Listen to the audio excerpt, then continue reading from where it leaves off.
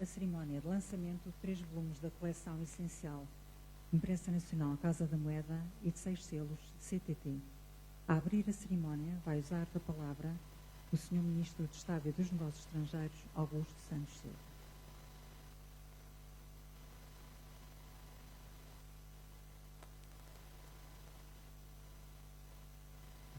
Muito boa tarde a todos, agradeço a presença de todos e, se me permitem, começo por saudar a Sra. Comissária do projeto Nunca Esquecer, Marta Santos Pais, também os representantes da Imprensa Nacional, Casa da Moeda e dos CTT, a quem agradeço penhoradamente a participação no projeto e a responsabilidade que têm hoje destes 2 momentos que marcamos, a apresentação de 3 livros da Biblioteca O Essencial sobre a Imprensa Nacional Casa da Moeda, concebidos como livros de divulgação para o grande público, sobre os salvadores, sobre as vítimas do universo concentracionário nazi, e em particular, dirigido a Aristides Sousa Mendes, dirigido do ponto de vista da sua atenção intelectual, e responsáveis os CTT pela emissão de selos, pela emissão filatélica que também ocorrerá nesta cerimónia. Gostaria também de agradecer a presença dos autores e desde já explicar que a autora do livro sobre Aristides Sousa Mendes não está connosco, mas por muito boas razões, porque foi mãe há muito poucos dias, mas colabora também com o nosso projeto desde sempre, e agradeço muito aos autores o facto de terem conseguido fazer com empenhamento e brilho esta tarefa, que não era fácil, que era não propriamente a tarefa de escrever os livros e de escrever no tom que nós pretendíamos e sobre o objeto que nós pretendíamos, mas sim tê-lo feito num tempo bastante, portanto, em condições de pressão relativamente altas. Agradeço também a presença dos senhores embaixadores, dos membros do grupo de trabalho que, sob a coordenação da nossa comissária, realiza o projeto Nunca Esquecer, e evidentemente os meus colegas de governo, a quem também agradeço muito o estarem aqui presentes. O nosso raciocínio foi muito simples, foi marcar os 80 anos que passaram em junho do ano passado sobre a ação de Aristides Sousa Mendes, que permitiu salvar milhares de vítimas da ocupação nazi da França, não com um momento, mas com um processo, com um projeto que decorre desde então até ao fim deste ano e que a Sra. Comissária, melhor que ninguém, caracterizará. Ora, um elemento essencial desse projeto é a divulgação pública dos salvadores, mas também a divulgação pública das vítimas do universo concentracionário nazi. E eu costumo, será a enésima vez que o meu amigo Fernando Rosas vai-me ouvir dizer isto, mas ele perdoar-me-á, eu costumo responder à pergunta óbvia, porque é que é preciso esta divulgação pública, com o meu próprio exemplo pessoal. Porque aqui há coisa de 5 anos, o Fernando veio ter comigo e disse: preciso que o Ministério dos Negócios Estrangeiros me ajude num ponto e, ao mesmo tempo, repare uma falta do Estado português. Mas qual é essa falta do Estado português? A falta do Estado português é que Portugal é dos poucos países que, no campo de concentração de Mauthausen, não tem uma lápide de homenagem aos seus cidadãos que foram vítimas desse campo. Ao que eu respondi: mas que portugueses é que foram vítimas de Mauthausen? Nunca tinha ouvido falar nisso.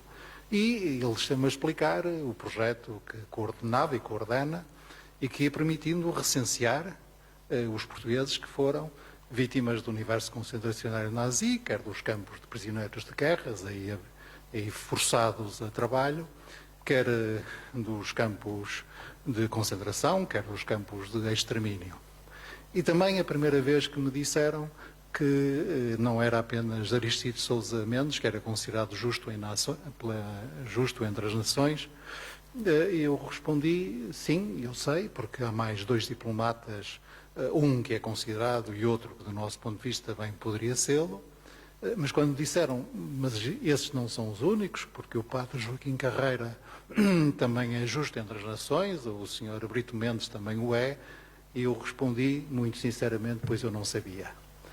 E, portanto, presumindo que o que eu não sabia, muitos e muitos portugueses também não sabiam e não sabem, porque é por isso que é tão importante, quer através das emissões filatélicas, quer através dos livros de grande circulação e difusão, que nós contribuamos para que os portugueses conheçam melhor a sua história e conheçam e admirem o exemplo daqueles que, com os seus atos, salvaram vidas e salvaram vidas do Holocausto, e também conheçam e homenageiem aqueles que foram vítimas do universo concentracionário e, portanto, da barbárie absoluta que a Europa conheceu no seu século XX. E essa é a razão de ser destas iniciativas que hoje nós realizamos. Uma última palavra de agradecimento específico à imprensa nacional, que hoje mesmo, para além do lançamento dos livros, coloca na internet de acesso universal e gratuito o seu conteúdo. Também agradeço essa contribuição adicional para a divulgação maciça destas histórias e destas pessoas que bem merecem que nós as conheçamos e admiremos. Obrigado.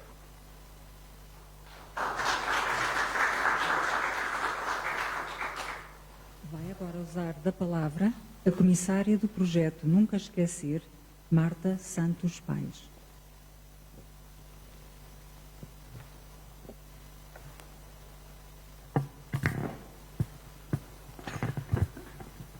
Sempre um desafio. Muito obrigada. Muito obrigada, Sr. Ministro, excelentíssimos membros do Governo, ilustres convidados, queridos amigos. Muito obrigada pela vossa presença e pelo vosso apoio ao programa Nunca Esquecer em torno da memória do Holocausto. Como já ouviram, hoje é um dia muito especial para todos nós, com o lançamento de 2 iniciativas, excelentes iniciativas, de sensibilização, de informação e de divulgação pública sobre o impacto da Segunda Guerra e do Holocausto em Portugal.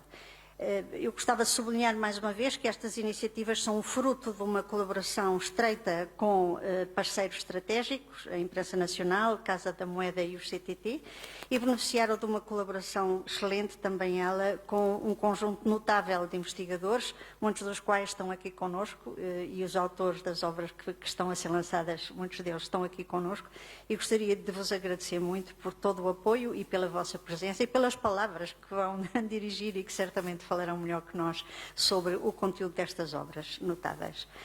Eu gostava de relembrar as palavras de Elie Wiesel, que dizia que era importante resgatar a memória do esquecimento e salvá-la do risco de se tornar banal e estéril. E, como sabemos, esse é um dos objetivos fundamentais do programa Nunca Esquecer, mas também é um objetivo essencial do nosso programa impedir que hoje e no futuro a indiferença e a passividade possam de alguma forma prevalecer quando são manifestas vozes e ações de discriminação, de incitamento ao ódio e à violência no mundo, na Europa e infelizmente também no nosso país. E neste aspecto nunca é demais recordar que o Holocausto não teve início com as câmaras de gás. Nessa época, mesmo os que estavam perto se recusaram a ouvir e mesmo os que escutaram se recusaram a acreditar. E nos nossos dias, como sabemos, os riscos de intolerância e de xenofobia espreitam em cada momento. Por isso, o espírito destas 2 iniciativas que vamos apresentar. Antes de mais, a emissão filatélica, Memória do Holocausto, é o seu título. Como já foi sublinhado pelo Sr. Ministro Santos Silva, promovida pelo CTT, homenageia os salvadores portugueses que tiveram uma ação corajosa de proteção e salvamento de tantas pessoas em fuga e em risco de serem detidas e deportadas para campos de concentração e de extermínio. Naturalmente, nesta casa, importa recordar os diplomatas salvadores portugueses, alguns reconhecidos, outros, infelizmente, ainda não tanto, como são naturalmente o caso de Aristides Sousa Mendes, Sampaio Garrido e Teixeira Branquinho, mas também o padre Joaquim Carreira, que como reitor do Pontifício Colégio Português em Roma teve um papel idêntico, e José Brito Mendes, imigrante português em França. Apesar dos riscos que todos eles sofriam e corriam, ousaram fazer a diferença. E fizeram a diferença na sua ação profissional, na sua comunidade, na sua família, recusando acomodar-se à rotina das suas funções e recusando prosseguir caminho aliados ao sofrimento alheio. E por isso é com particular emoção que eu gostava de reconhecer a presença hoje aqui do neto de Aristides Sousa Mendes, o Dr. António Cabral Moncada de Sousa Mendes, e o sobrinho do padre João Carreira, o padre João Carreira Mónico, que se dignaram juntar-se a nós, e de reconhecer que também, de forma virtual, o filho de José Brito Mendes, o imigrante português, está a acompanhar esta sessão através das redes sociais, o que também nos dá imensa alegria. As publicações da coleção Essencial, como já ouvimos, reconhecem também a ação de Aristides Sousa Mendes e de outros salvadores portugueses, mas dão-nos igualmente a conhecer a experiência dramática de mais de 300 cidadãos nacionais que sofreram os horrores do sistema concentracionário nazi, até há bem pouco tempo claramente votados ao esquecimento e perdidos no anonimato. Muitos participaram ativamente na resistência, outros incorporaram-se como voluntários no exército francês, foram vítimas de trabalho forçado, como certamente ouviremos dentro de alguns minutos, feitos prisioneiros de guerra, deportados para campos de concentração ou para prisões do Terceiro Reich. Eu creio que estas publicações documentam uma realidade que todos nós, e com a vossa ajuda, queremos tornar mais conhecida e irrecusavelmente conhecida de todos os portugueses. Mas elas também nos forçam a questionar a narrativa que tem prevalecido sobre como Portugal participou, ou não, na Segunda Guerra Mundial. E creio que há 3 mitos que estas publicações questionam. Primeiro, o mito de que a distância geográfica do nosso país, do teatro das hostilidades e a nossa posição de país neutral teriam deixado o país incólume ao pacto demolidor da Segunda Grande Guerra. O segundo mito de que as atrocidades cometidas pelo regime nazi e pelos seus aliados teriam deixado ilesos os cidadãos portugueses. E ainda o mito de que eram, sobretudo, critérios de humanidade e de solidariedade que estavam na base da política de acolhimento de refugiados que procuravam no nosso país o abrigo, a proteção e a segurança. Sem dúvida que este questionamento é um convite a mais investigação, a mais estudos, e encorajo-vos a todos e, sobretudo, aos investigadores aqui presentes que nos ajudem a prossegui-la de forma com muito sucesso. Todas estas razões tornam esta sessão particularmente importante para nós no programa Nunca Esquecer, mas eu gostava de reconhecer 3 outros motivos. O primeiro é de que faz exatamente 1 ano que o Conselho de Ministros decidiu instituir o programa Nunca Esquecer. E o Governo está aqui amplamente representado e, por isso, o nosso bem-aja a todos vós. Também foi há 1 ano que o Papa Francisco evocava o Dia da Consciência, reconhecendo a ação e a coragem de Aristides Sousa Mendes.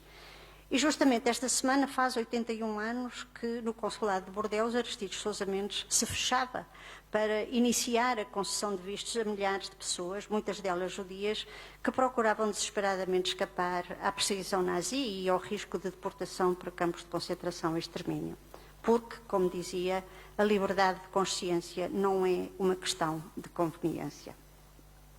Claramente, o lançamento destas 2 iniciativas não podia ter ocorrido em melhor dia, em melhor momento, mas para todos nós o trabalho não termina aqui. Por isso, continuamos muito empenhados em colaborar muito estreitamente com todos vós e contamos com a vossa presença quando, muito em breve, novas ações vierem a ser apresentadas a público. Muito obrigada e até breve, então.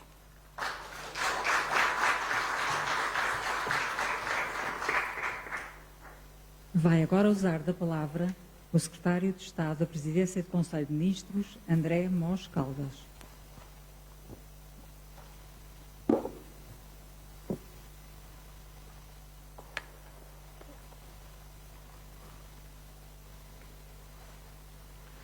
Sr. Ministro de Estado e dos Negócios Estrangeiros, senhoras e senhores membros do Governo aqui presentes, Senhora Comissária do Programa Nacional para a Memória do Holocausto, Sr. Presidente do Conselho de Administração da Imprensa Nacional Casa da Moeda, Sr. Presidente da Comissão Executiva dos CTT, Sr. Diretor de Filatelia, Sr. Diretor Editorial e de Cultura da INCM, senhoras e senhores membros da Comissão do Programa Nacional para a Memória do Holocausto, minhas senhoras e meus senhores.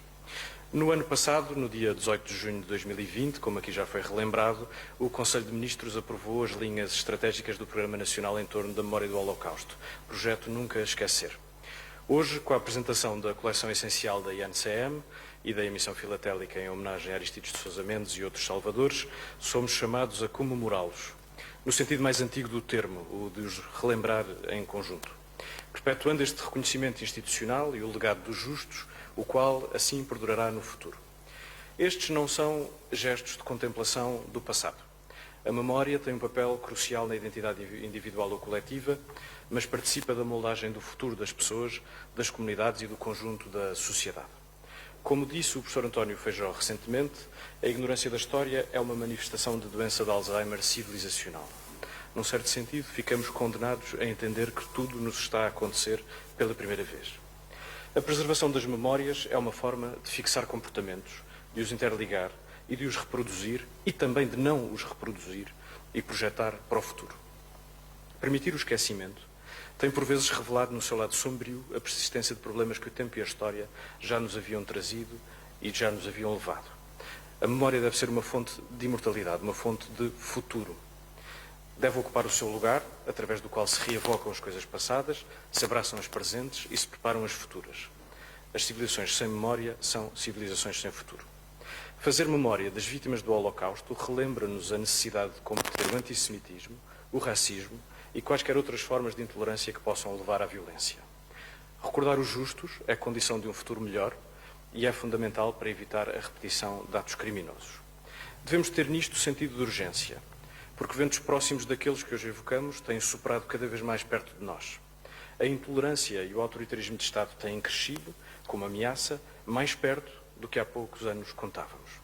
Há uns dias foi aprovada por um Parlamento de um Estado-membro da União Europeia legislação que julgaríamos não voltar a ver no nosso continente. Este e outros atos demonstram que os tempos de hoje voltam a ser passados pela exclusão, discriminação, desinformação e instalação de uma cultura de medo e de ódio. O reaparecimento de movimentos de extrema-direita associados a estas manifestações de intolerância trazem-nos o passado para o presente e condenam-nos a repetir o que não deveria ser repetido. Isto, se as ignorarmos, se as fingirmos não ver, se não aprendermos a lição dos justos. Lembrar Aristides de Sousa Mendes e outros salvadores das vítimas do Holocausto, através do Programa Nacional que o Governo aprovou ano passado, com o projeto Nunca Esquecer, bem como por via da publicação destes livros e da emissão filatélica, é reconhecer a sua importância e os valores que estavam subjacentes à sua ação. É preciso recordar os atos hediondos praticados e preparar um presente e um futuro onde não haja lugar à repetição de atos semelhantes. Celebrar os atos dos justos ensina, reafirma, reforça a nossa determinação para que não nos falte a coragem se viermos a ser convocados.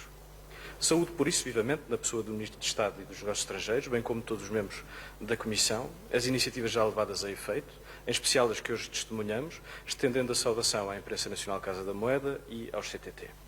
As obras que hoje lançamos permitem a divulgação a muitos leitores, aos de hoje e aos vindouros, memórias essenciais, como indica o nome da coleção, para a formação dos democratas.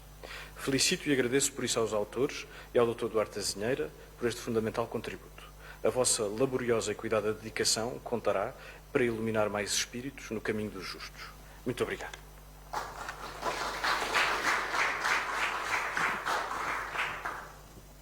Vai usar seguidamente a palavra o Diretor de Edições e Cultura da Imprensa Nacional Casa da Moeda, Duarte Azinheira.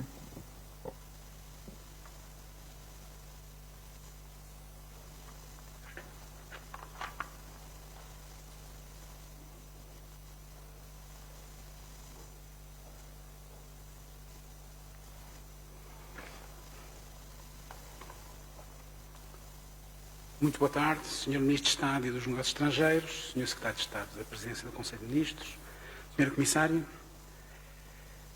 A Imprensa Nacional foi criada como régia oficina tipográfica em 24 de dezembro de 1768.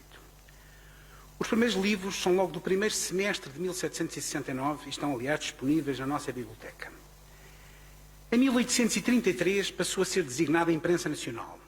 Já durante o liberalismo, a imprensa deixou de ser do rei e passou a ser da nação. Em 1972, funde-se com a Casa da Moeda, provavelmente o mais antigo estabelecimento industrial português, com elaboração contínua pelo menos desde o final do século XIII. As mais antigas notícias da sua existência como estrutura oficinal fixa datam do reinado de Dom Dinis. Desde 1972 existe então a Imprensa Nacional Casa da Moeda. A Imprensa Nacional, a chancela editorial da INCM, tem uma missão fundamental de promoção da língua e cultura portuguesas. É, pois, uma editora de salvaguarda patrimonial e, simultaneamente, promotora dos valores democráticos e de cidadania. Desenvolve uma atividade que é supletiva à dos editores privados e todos os anos edita entre 70 e 100 livros. Tem neste momento um catálogo ativo com mais de 1.500 títulos. O essencial sobre, onde se incluem estes 3 títulos, é no catálogo da editora pública a coleção que se destina, por assim dizer, ao grande público, embora um público curioso e informado. Foi criada nos anos 80, quando Vasco Graça Moura era o responsável editorial da Imprensa Nacional. E o primeiro número foi precisamente o essencial sobre Irã Lisboa, de Paula Mourão. Neste momento, a coleção essencial conta com 142 títulos editados, sendo que o número 142 é precisamente os portugueses no sistema concentracionário de Terceiro Reich, que agora apresentamos. A esta hora, estes 3 livros já estão disponíveis em www.imprensanacional.pt para descarga gratuita, um PDF em acesso aberto. Nas próximas semanas estarão em formato e-book, que pode no caso ser EPUB ou Mobi, nas principais plataformas internacionais, Apple, Amazon, Google e Kobo, ao preço único de 99 cêntimos. Este processo de transição digital, desmaterialização de conteúdos culturais, embora já antes iniciado, foi fortemente acelerado pela pandemia. Neste momento, a Imprensa Nacional tem cerca de 150 títulos para descarga gratuita no seu sítio, que já tiveram mais de 250 mil descargas e 126 títulos digitais pagos nas principais plataformas internacionais.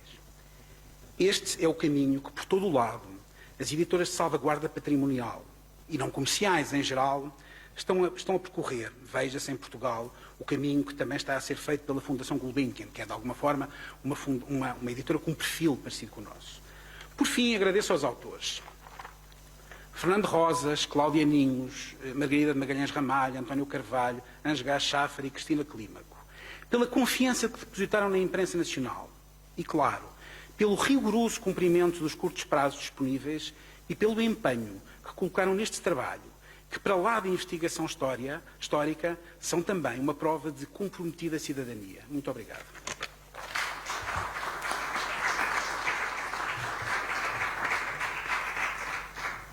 Seguidamente vai usar da palavra o investigador Fernando Rosas.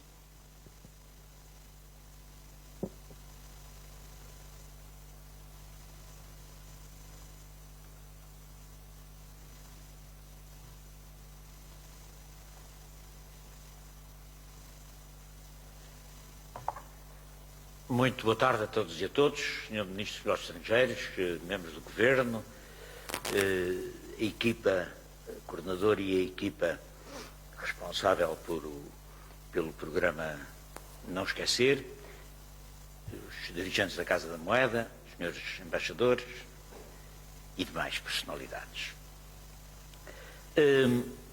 Breves palavras para dizer o seguinte: este livro é fruto de um projeto de investigação que começou. Este livro é fruto... Este não, por acaso trouxe o livro errado, mas este também é fruto de um projeto de investigação, mas não é o caso.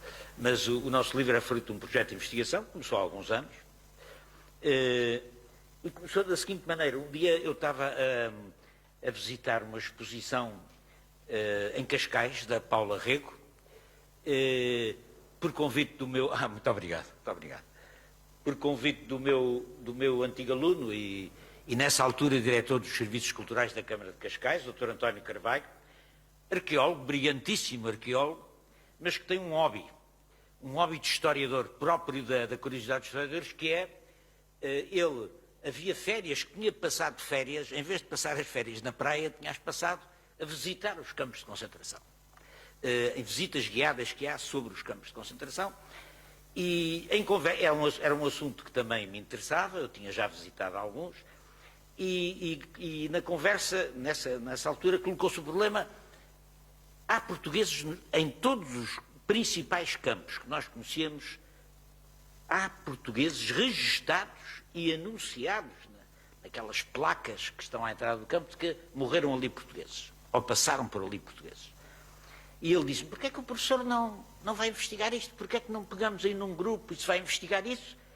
E foi o que nós fizemos.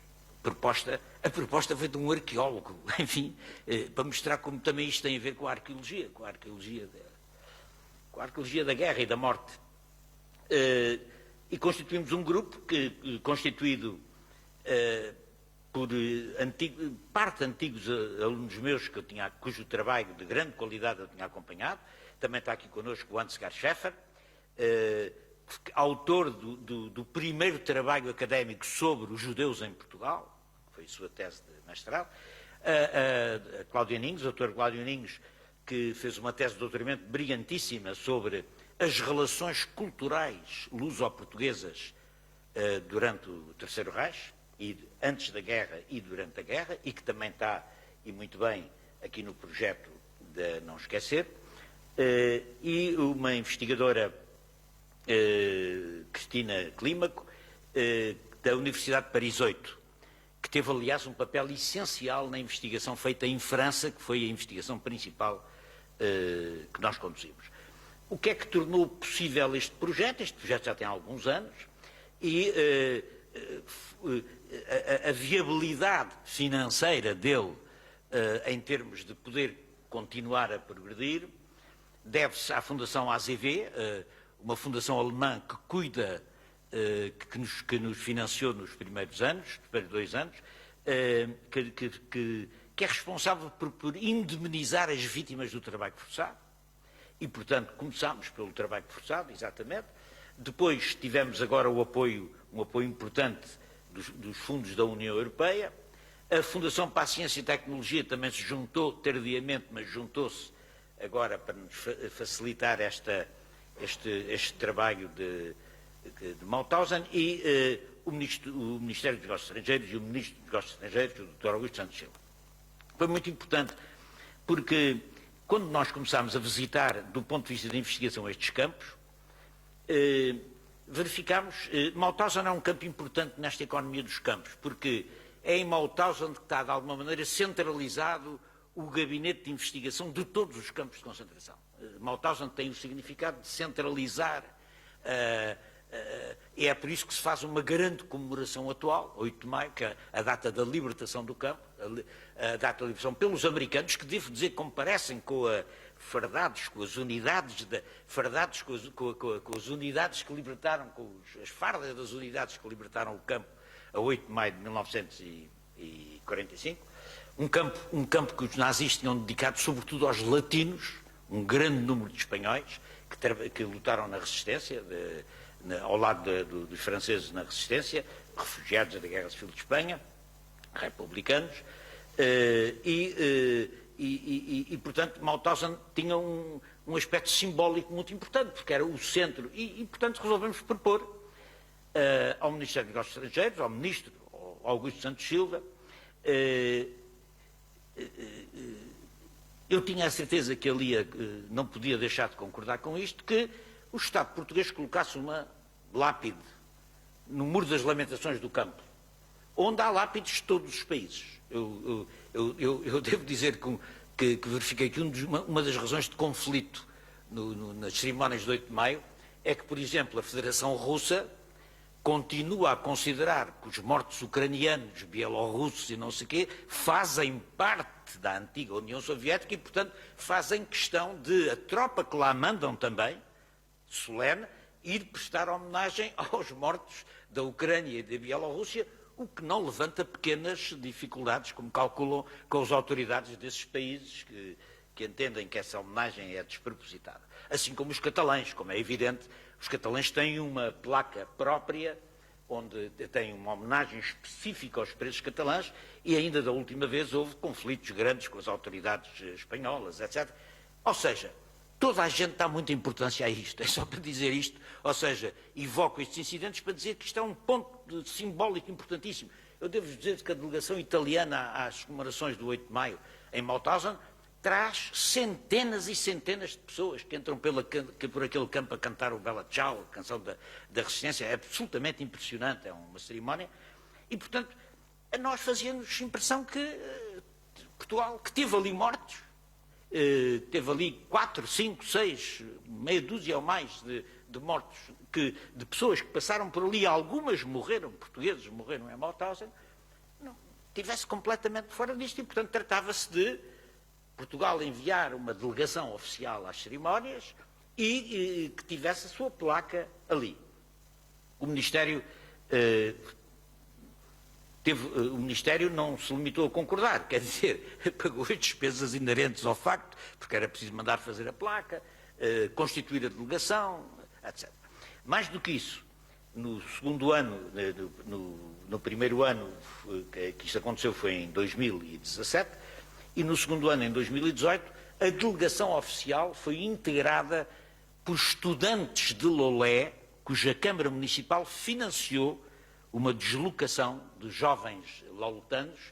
Morreram 4 loletanos, passaram por Mauthausen 4 loletanos e a Câmara Municipal associou-se e o Ministério dos Negócios Estrangeiros aceitou integrar na própria delegação, na delegação oficial, esses estudantes que foram com uma grande bandeira portuguesa, aos escravos, etc., prestaram homenagem, uma homenagem cheia de significado e que tinha sido preparada pela ida do nosso projeto de investigação, a ida a Lolé, a reunir com os professores, reunir com os alunos e convencer o Presidente da Câmara, aliás, com muita facilidade, um homem, ainda hoje é o Presidente da Câmara, um homem com grande abertura de espírito e que pagou aos alunos, aos seus jovens, pagou a ida do... Peço desculpa, acontece-me sempre isto. E estamos a fazer o mesmo agora em Vila Nova de Famalicão. Ou seja, este projeto criou uma exposição e o nosso trabalho é muito parecido com este trabalho que o Ministério agora está a fazer com o Aristides Sousa Mendes, que é ir às escolas, trabalhar com os professores, trabalhar com os alunos, levar a exposição. Em Vila Nova de Famalicão vai inaugurar-se agora a nossa exposição, já esteve em Lolé, vai agora para Famalicão.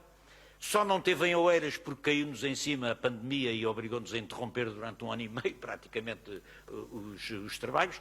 E em Lolé, em Famalicão, vamos fazer a exposição, vamos às escolas e tenho esperança de que venhamos a convencer o Presidente da Câmara de Famalicão também a apoiar a deslocação, não direi das turmas inteiras, mas das delegações dos alunos que façam melhores trabalhos sobre o assunto, etc., deslocá-los a Mauthausen. Devo dizer que a impressão causada naqueles jovens pela visita a Mauthausen foi absolutamente impressionante. Como é impressionante visitar um campo de concentração, provavelmente muitos de vós já visitaram, um campo de concentração é uma coisa que nos deixa sem respiração, quer dizer, que nos deixa visitar Auschwitz, visitar Mauthausen, visitar Dachau, visitar Buchenwald, Neuengamme, o nosso projeto visitou esses campos todos e é sempre uma emoção, é sempre lágrimas nos olhos, é sempre a garganta que não pode falar porque são campos com um simbolismo brutal e é o que nos ajuda a perceber o que são os riscos do retorno a certas ideias e a certas práticas. Finalmente, uma palavra só para dizer, perguntam-nos sempre, os alunos e os colegas com quem falamos, há uma pergunta, mas como é que foi para um país neutral, como é que foram lá parar? Cerca de 400 portugueses, que foi o que nós apurámos até agora no sistema concentracionário, tomando o sistema concentracionário como o conjunto de campos de concentração, campos de prisioneiros, que estavam como se fossem campos de concentração, mas que eram prisioneiros de delito comum, que o Himmler e as SS mobilizaram a partir de 42 também para o trabalho escravo na produção de guerra. Portanto, campos de concentração, campos de prisioneiros e os Stalag, que eram os campos dos prisioneiros de guerra, que de acordo com a Convenção de Genebra, os oficiais não trabalhavam, mas os que não eram oficiais trabalhavam e eram obrigados a trabalhar, ainda que não fosse trabalho escravo, porque era um trabalho que, teoricamente, pelo menos até certa altura, tinha uma pequena remuneração e trabalhavam também, eram obrigados a trabalhar para os alemães.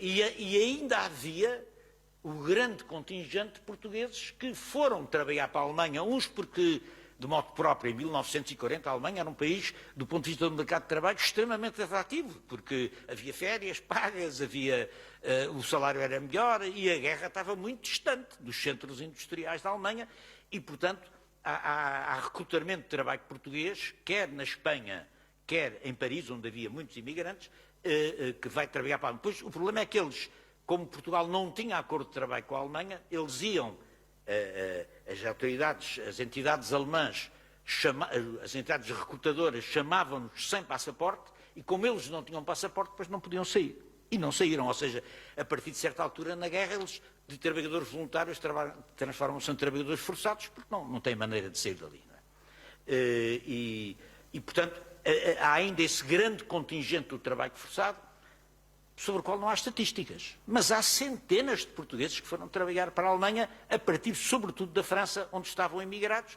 Em França havia desemprego, ainda havia os efeitos da crise de 29, e, portanto, muitos deles saltaram para o trabalho da Alemanha, onde a indústria de guerra proporcionava, a indústria de preparação da guerra proporcionava o pleno emprego, e, portanto, aquilo, ao quase pleno emprego, e, portanto, muitos foram para lá e não voltaram. Muitos também foram ao abrigo daqueles acordos do regime do Pétain com os recrutadores alemães, com o Fritz Schäuble, o plenipotenciário para a mão de obra, o Gauleiter de Turíngia, que é o homem que vai organizar aquelas células Seukel-Aktionen, as ações Seukel, que eram ações brutais de arrebanhamento de força de trabalho. Em França, não se fez como em Varsóvia e na Bielorrússia, em que eles, à saída às 10 da noite, à saída dos teatros, cercavam a praça e tudo o que era homens era embarcado à força para ir trabalhar para a Alemanha. A família, eles não regressavam a casa à noite e tinham ido embora. Mas em França foi por acordos. A releve, ou seja, por cada preso alemão, por cada preso francês, prisioneiro de guerra, era trocado por três trabalhadores, o envio de 3 trabalhadores especializados, a releva, a troca, e depois o serviço de trabalho obrigatório, que aliás foi um grande fornecedor da infantaria da resistência e do maquis francês, porque os jovens fugiam do trabalho obrigatório para se filiarem nas organizações da resistência. E nessa matéria nós temos aqui nos arquivos do Ministério muitas cartas de esposas, não é? De mulheres, que dizem assim: o meu marido foi chamado à gendarmeria e desapareceu. Onde é que está o meu marido? Porquê? Porque as autoridades francesas, as autoridades da colaboração, a certa altura preferiam mandar para a Alemanha fazer a troca e fazer este intercâmbio com as brigadas Seukel, mandando imigrantes para poupar os franceses, não é? E, portanto, havia muitos portugueses que eram chamados à gendarmeria e desapareciam. Iam-se embora, desapareciam, pura e simplesmente. E esses, não há contabilidade. Não temos contabilidade para esses. Quer dizer, o nosso projeto tem contabilidade para os campos de concentração, para os campos de prisioneiros e contabilidade para os Stalag. Aí há contabilidade. Também não há contabilidade para os campos de extermínio. Mas aí deve haver poucos portugueses nos campos de extermínio. Há muitos judeus até alguns de origem portuguesa, Salónica, Antuérpia, Amsterdão. Mas porquê? Porque quem chegava ao campo de extermínio era morto no dia seguinte ou no próprio dia. Quer dizer, e portanto não há e os campos de extermínio eram no leste, eram lá na Polónia, e destinavam-se a exterminar os guetos de Varsóvia, Lodz, etc. E, portanto, eles eram evacuados dos guetos para os campos de extermínio e morriam logo. Sobibor, Treblinka, esses campos junto já fora do Grosse Reich, do Grande Reich. E, portanto, aí não há... Agora, quanto a estes, nós apuramos. Quer dizer, há cerca de 70 portugueses identificados como passando pelos campos de concentração. Isto somando campos de concentração, sobretudo são campos de concentração, e campos de prisioneiros comuns. É preciso dizer que um homossexual é preso comum, é um preso desviante, um comportamento desviante, é preso comum, é mandado para um campo de concentração. Muitos são. Encontramos portugueses que estão em campos de concentração porque tinham uma espingarda de caça em casa. E as diretivas do ocupante especificavam que não se podia ter em casa armas, nem sequer armas de caça. E, portanto, era proibido. E há portugueses que são mandados para campos de concentração por terem armas de caça em casa. E, portanto, foi isso é isto que nós fizemos. Agora, o nosso trabalho está a meio.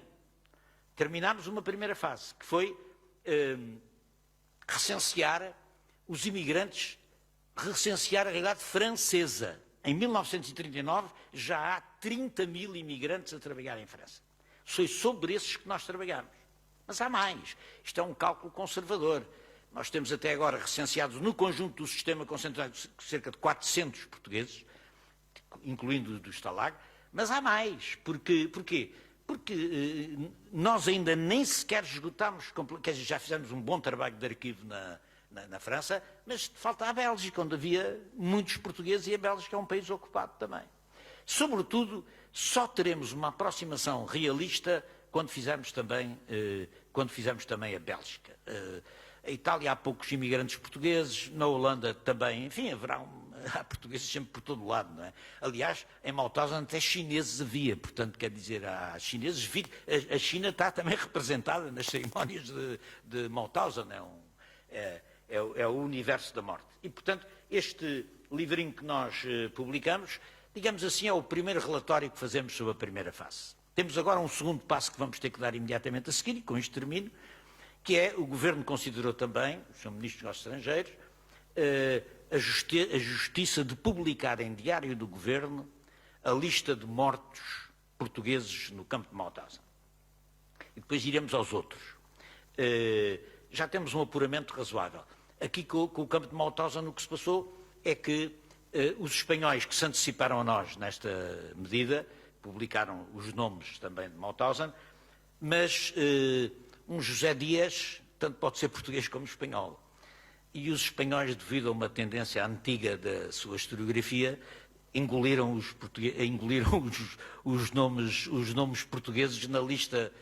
No entanto, é preciso fazer justiça, nós escrevemos para o juiz, eles criaram uma comissão judicial para determinar estes nomes, e eles foram muito prontos em eles próprios expurgarem aqueles que eram manifestamente portugueses. Ou seja, o José Dias de Famalicão não é bem espanhol, não é? Ou o António Gonçalves. Então, esses nomes há.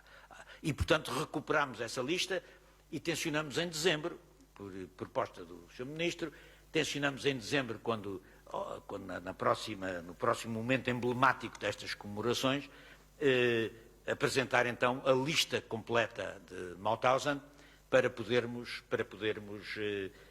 fazer justiça a esta gente, para podermos fazer justiça aos que morreram. Eles morreram, reparem, quem é que morre nos campos de concentração? Morrem os homens que lutaram pela liberdade. Quem morre nos campos de concentração são refugiados republicanos portugueses da Guerra Civil de Espanha, que são apanhados nos campos do sul da França, e quando a Alemanha entra em França, são levados para os campos, e são homens trabalhadores em França, imigrantes, que se alistaram na resistência, nos réseaux dos frontières partisans, nos réseaux gaullistas, nos réseaux independentes, e são homens que distribuíam propaganda contra os alemães, transportavam armas, participavam em sabotagens, quer dizer, era gente que lutava pela liberdade. Não é? Aqui estamos a homenagear não indivíduos que foram presos, foram homens que foram metidos do Nacht und Nebel, ou seja, noite e nevoeiro, a célebre diretiva do Hitler, noite e nevoeiro, foram mandados para a noite e nevoeiro por lutarem pela liberdade. E num momento como este, tão preocupante para a política europeia, para a política portuguesa, este renascimento, esta desculpabilização, todo este ambiente que está criado, só podemos saudar a iniciativa que o Ministério teve de lembrar esta gente, de lembrar estes combatentes. São combatentes tão importantes como aqueles que foram parar a Caxias, ao Aljube, às prisões políticas do regime.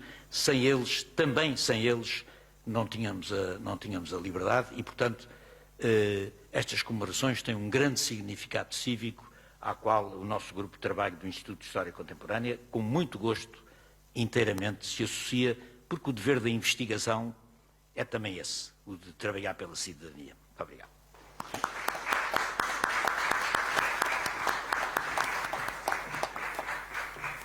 Vai agora usar da palavra a investigadora Margarida de Magalhães Ramalho.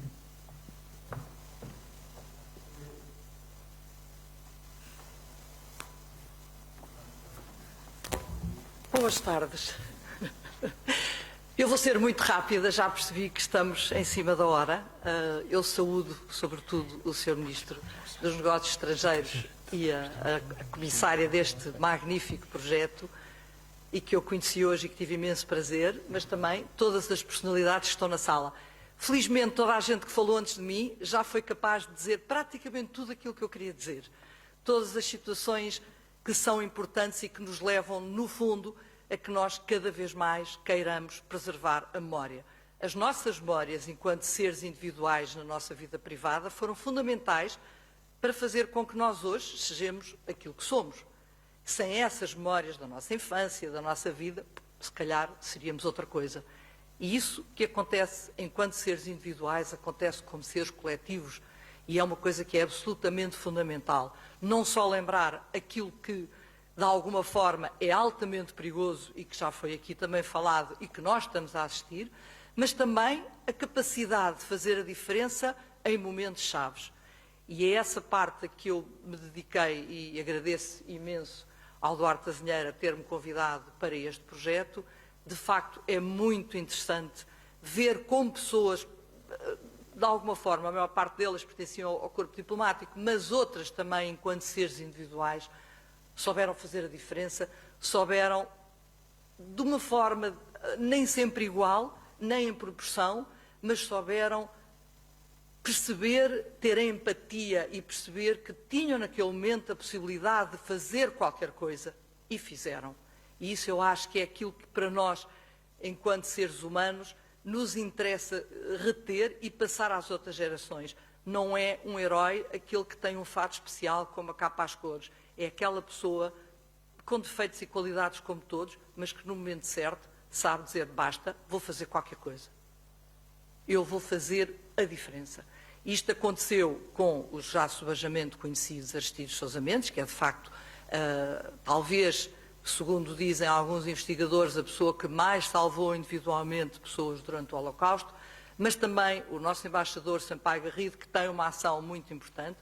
Tem-se esquecido Teixeira Branquinho, que, a meu ver, até tem uma ação mais direta, porque é ele que fica o ano de 44 praticamente todo sozinho, já em Budapeste, depois com o apoio de um húngaro, que é Jules Gulden, e que o vai ajudar, e ele vai passar por situações muitíssimo complicadas para levar a cabo esse trabalho de emitir passaportes. É evidente, já tinha um apoio do Estado português, é verdade, mas, no entanto, ele arrisca também uma série de situações muitíssimo desagradáveis.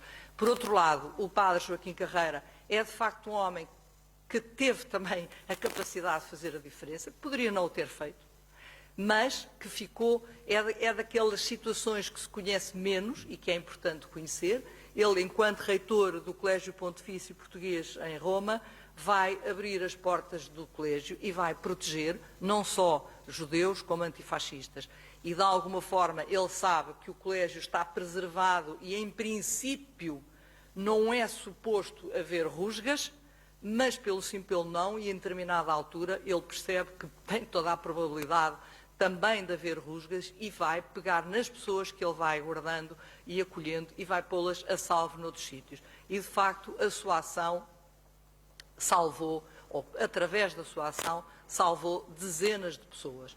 Conhece uma família que é aquela que depois deu origem ao processo, mas foram muito mais. E, por outro, Brito Mendes é, de facto, um homem individual, se calhar não teria grandes possibilidades de fazer muita coisa, mas, mais uma vez, fez aquilo que podia. Salvou o filho, ou a filha, neste caso, dos seus amigos e vizinhos polacos, que vão os dois morrer em campos de extermínio. E ele consegue que a criança consiga sobreviver escondida no norte de França, no meio juntamente com o filho dele. Para além destes, nós sabemos que dentro do corpo diplomático português houve imensos elementos que fizeram a diferença, pequenas diferenças, é verdade, mas fizeram-na.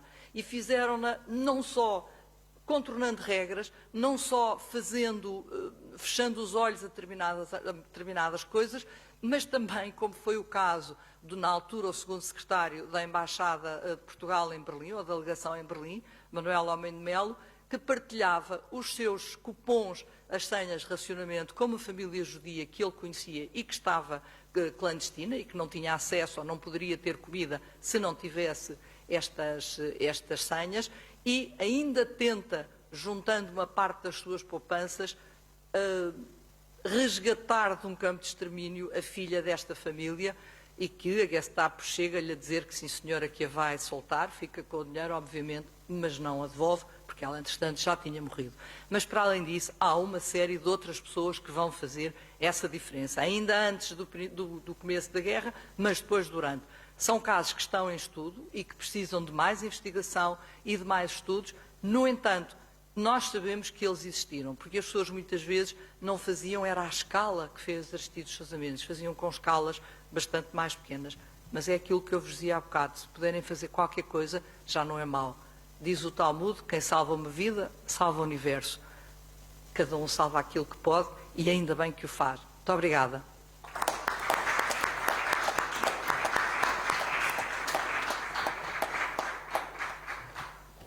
A terminar a primeira parte desta cerimónia, vai usar da palavra o Sr. Secretário de Estado do Tesouro, Miguel Cruz.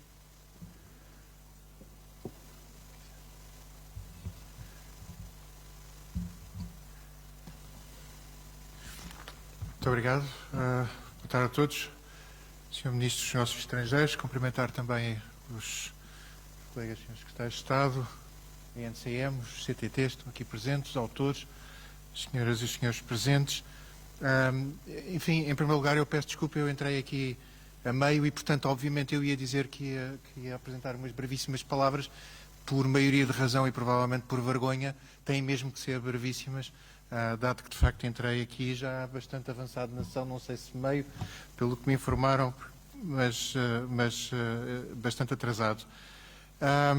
De facto, só umas breves palavras, em particular para assinalar aquilo que é o momento e também aqui a participação da INCM, que é uma empresa pública, uma empresa de capitais 100% públicos e no fundo um bocadinho aqui o canal para a minha participação. Muito recentemente, e a propósito do último jogo de Portugal no Europeu de Futebol 2020, parece que ressurgiu ou renasceu outra vez aquela máxima do nunca desistir, não é? E que tem outra vez sido muito difundida, e é uma máxima com a qual eu de facto não posso deixar de estar totalmente de acordo. É uma máxima que eu tento aplicar muitas vezes na minha vida, sendo que, no entanto, e dado, enfim, o evento que presenciamos aqui hoje, acho que se deveria acrescentar também uma outra máxima, também ela muito importante, que é a de não tomar nada por garantido. Acho que estas duas máximas ajudam muito, se calhar, a guiar-nos no contexto atual. E é neste contexto que, na minha opinião, surge o programa Nunca Esquecer e as edições, os livros e a filatelia, eles associados. Os livros eu já os conhecia, já os tinha visto, conheço a edição muito cuidada, apesar ou se calhar juntamente com o tamanho, não conhecia ainda os selos, já os tive a ver. Este é também o papel da Imprensa Nacional Casa da Moeda, e em particular daquilo que é a chancela editorial desta empresa, e que tem de facto uma importantíssima missão de promoção da língua e cultura portuguesa, de recordar e aprofundar a memória histórica, bem como uma relevante função de salvaguarda patrimonial e simultaneamente promoção dos valores democráticos e da cidadania. E é esse papel importantíssimo que tenho que destacar aqui hoje, pois estas edições, que são edições de excelência, são peças essenciais para preservar a memória e celebrar o combate contra o racismo, a discriminação e a luta pelos valores da democracia, da liberdade e da cidadania.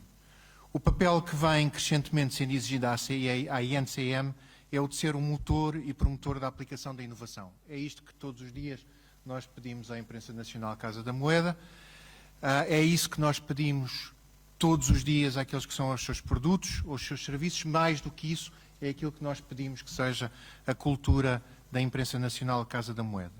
E o evento que hoje realizamos mostra que a inovação, que está também, como nós sabemos, subjacente ao produto final que é aqui apresentado, está ao serviço das comunidades e da sustentabilidade, muito na acessão. Eu não consigo evitar este comentário, enfim, sendo já desde há alguns anos um embaixador dos chamados Objetivos de Desenvolvimento Sustentável das Nações Unidas em Portugal, mas na sustentabilidade, na acessão, de facto, dos ODS das Nações Unidas, que incluem, é bom recordar isto, nós temos uma tendência muito grande, todos nós, até por uma questão de mediatismo e imediatismo, nos concentrarmos em matéria de sustentabilidade, essencialmente em temáticas de natureza ambiental e, em alguma medida, de natureza social e de igualdade, mas não podemos esquecer que está lá incluído um Objetivo de Desenvolvimento Sustentável, que é o número 16,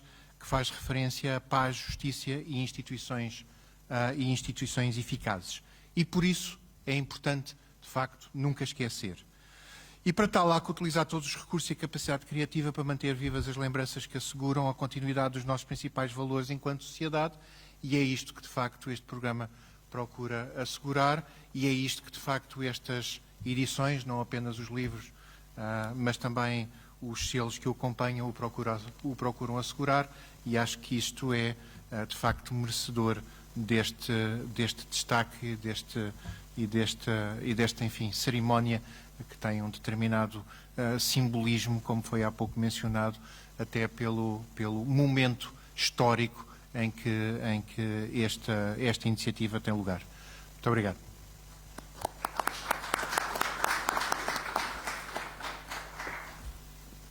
Pedimos agora que se mantenham nos vossos lugares para procedermos à mudança da mesa central e darmos início à segunda parte da nossa cerimónia.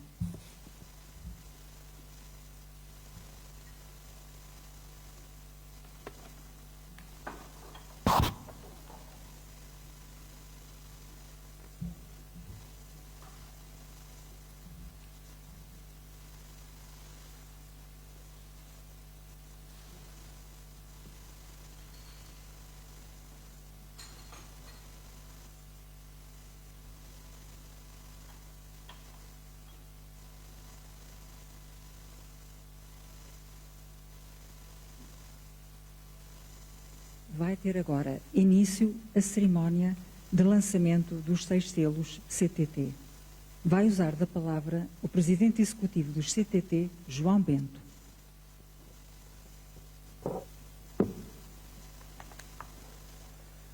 Muito boa tarde a todos. Sr. Ministro de Estado dos Negócios Estrangeiros, Sr. Secretário de Estado, Sr.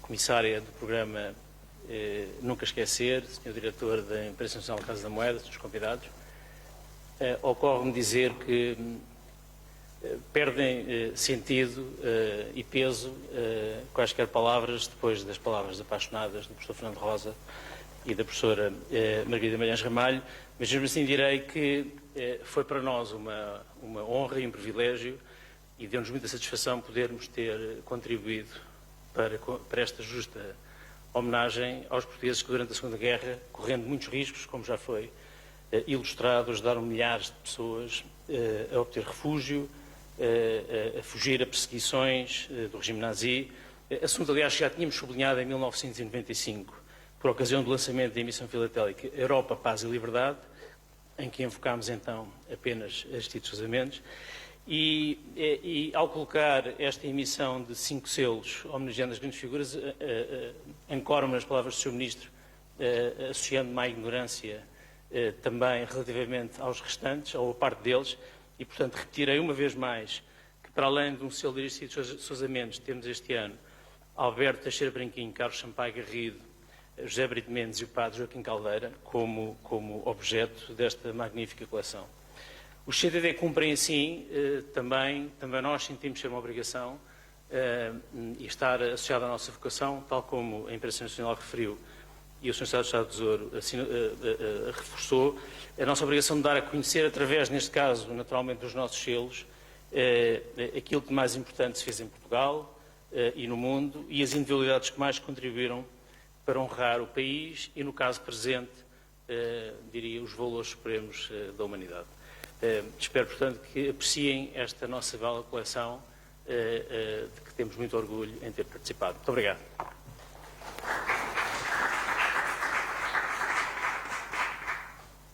Vai usar seguidamente a palavra o diretor de filatelia do CTT, Raul Moreira, que seguidamente introduzirá a cerimónia de obliteração dos mesmos selos.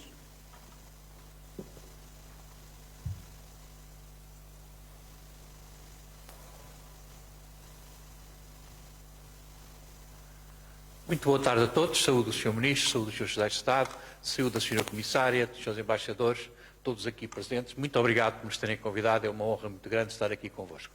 Eu estou aqui num sítio onde hoje se faz história de duas maneiras. Primeiro, e como foi aqui amplamente dito e reforçado, numa homenagem justíssima às pessoas que contribuíram para libertar tanta gente do regime nazi.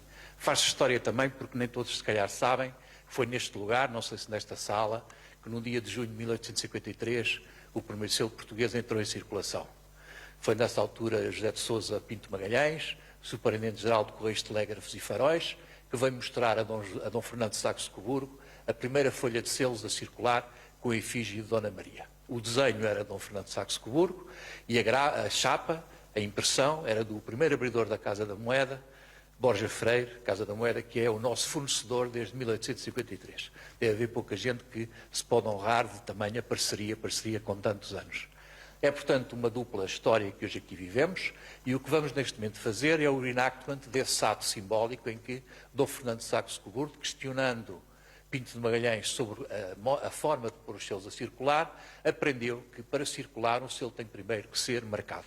E é essa cerimónia que nós vamos agora aqui fazer. Não me quero despedir desta Assembleia sem dizer que este assunto da liberdade e do projeto Nunca Esquecer é-nos tão caro a nós nos Correios que estamos neste momento a trabalhar na evocação de uma outra personagem muito ligada a este universo, que é a personagem de Jean Moulin.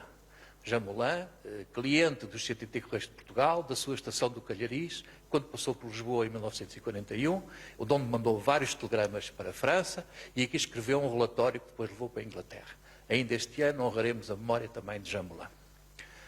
Então, peço o favor do Sr. Ministro se dirigir à mesa de obliteração com a Sra. Comissária e com o Sr. Presidente Executivo do CTT.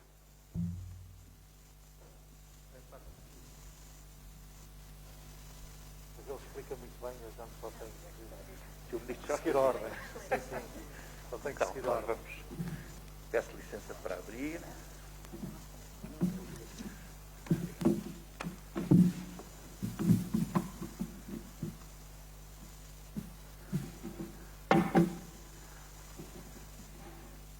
Então, vou primeiro pedir licença, porque nós temos agora que usar. Ora, eu tinha aqui colocado uns folhetos desinfetantes que se calhar algum senhor gosta. Muito obrigado. Isso é uma inovação. Leve Butão. É uma inovação. O sinal do tempo, não é? Então, primeiro desinfetamos, agora pedimos ao Sr. Ministro, por favor, com a sua mão esquerda, segura aqui, Sim. com a direita carima em cima do selo. Todos os 5? Do selo, qualquer. Muito obrigado.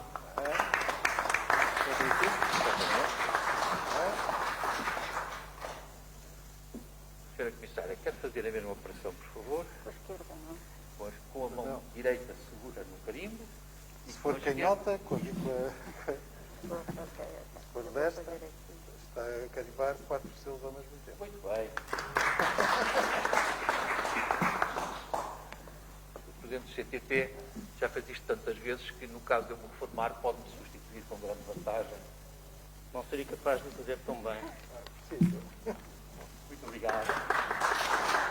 Vamos acabar todo informado. Agora a cerimónia conclui-se com a assinatura das peças que foram carimbadas e eu vou pedir licença para que os nossos obliteradores assinem mais 2 subscritos. Um deles vamos oferecer ao projeto Nunca Esquecer e outro eu gostaria de levar para o Museu do CTT como memória histórica do que se passou aqui hoje. Portanto, estas canetas nunca foram usadas, desinfetadas. Então, Sr. Ministro, por favor, assine em cima e depois passa para a sua direita, onde a Sra. Comissária vai apanhar e assinar. Em cima para que vejamos todos.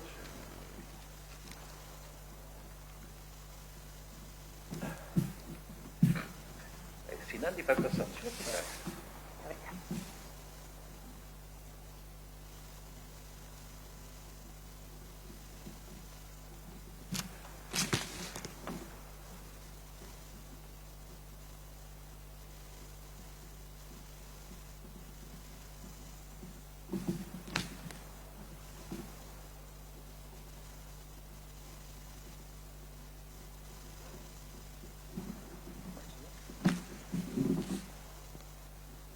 O arquivo do Ministério dos Estrangeiros era engraçado, ficaram também. Assinamos mais um. E o último. Para não atrasar a semana. Para não atrasar a semana. Vamos lá tirar a fotografia e acabou. Isto é para mim? Tem menos de 150 euros? Eu penso que sim. Ia ajudar até menos de 15 euros. Não vai já ali para o secretário-geral. Professores, Não, é o nosso secretário-geral. Chegará o dia em que valerá muito mais de 150 euros, mas não hoje. Sim.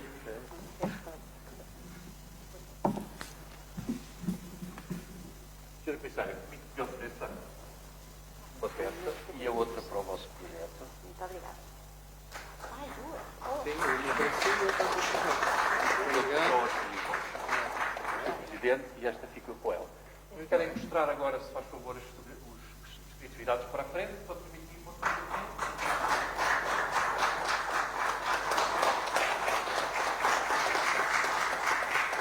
No meu caso tem que mostrar assim, não tem nada dentro. Muito obrigado. Está terminada esta cerimónia. Muito boa tarde. Obrigada pela vossa presença.